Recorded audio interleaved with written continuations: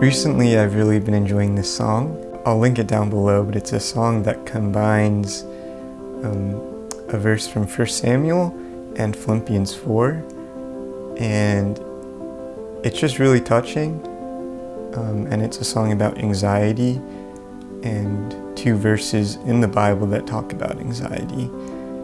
And I'm really grateful for this song because it makes a connection that I would have never made, and I'm grateful for a brother who made the connection for us to enjoy.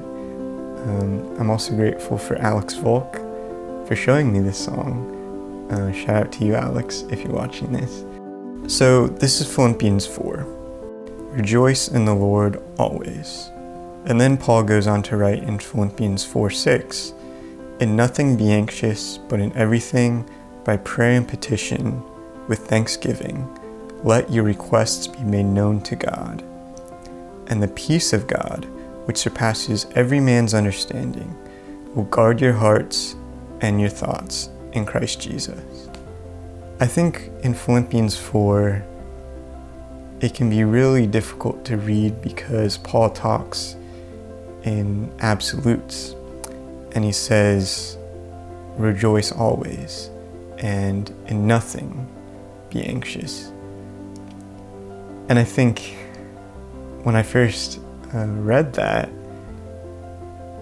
I was very intimidated, and it seemed like a daunting and impossible task.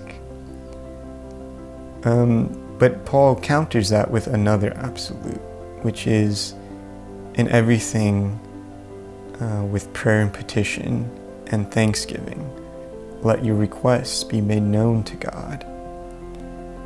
And I think it only makes sense that to be anxious in no things, you have to give all things to God. And to be anxious in nothing, you have to rejoice in everything. And that's really hard, and that's something that I bet even Paul himself struggled with. But it just goes to show you how severe anxiety is, and also how deeply both Paul and God care about this, and it just shows you the significance of it. And I think I was also really touched that when you make yourself known to God, He grants you peace. And so the answer to anxiety might not always be God just, sprinkling more peace in our lives. Not that He can't do that, but that might not always be the answer. When we express our situations and our requests to God, He grants us a peace that we don't understand, and He reveals more of Himself to us. And that causes us to know Him deeper and to pursue Him on a more intimate and deeper level. And so we see that in the story of Hannah.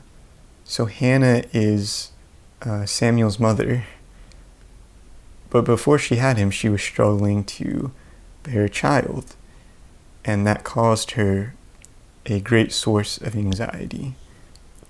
And so she's approached by someone, and he asks her if she's drunk. She actually says, "No, I'm not drunk. I haven't drunk wine or any strong drink, but I've been pouring out my soul before the Lord." And out of her anxiety and out of her provocation, she's been speaking all this time.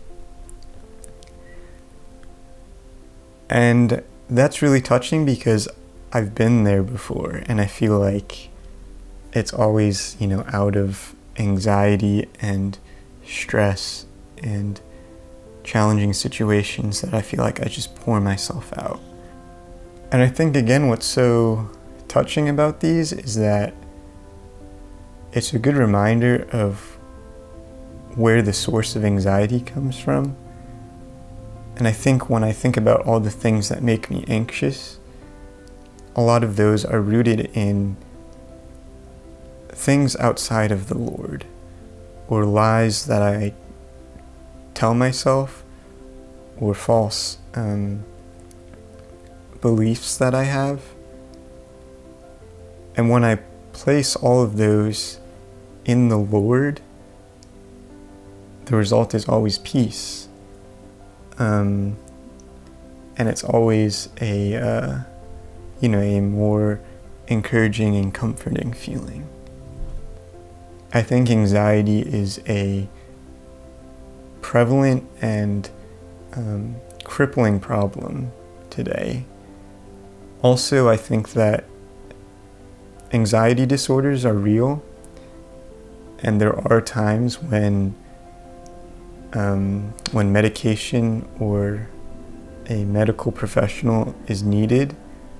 And I'm really grateful that I've never personally been in that situation.